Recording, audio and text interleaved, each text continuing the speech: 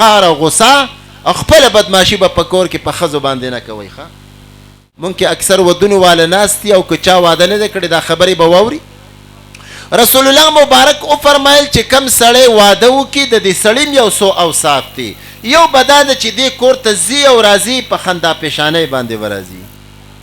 اسنه چې بار چا قار کړي او د بهر قار او غصه دلته په کور کې په خزونه باسي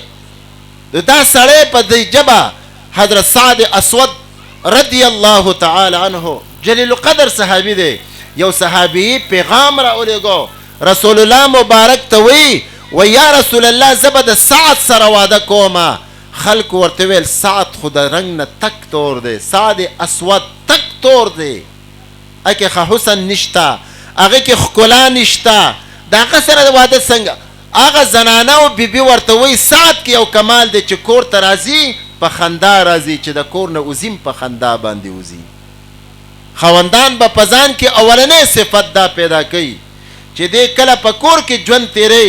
دې بډېر په خوش امنده انداز کې او په خندا پېشانه انداز کې په خپل کور کې ژوند تیرې خپل قار او غصه او خپل بدمعشي به په کور کې په خزو باندې نه کوي ښا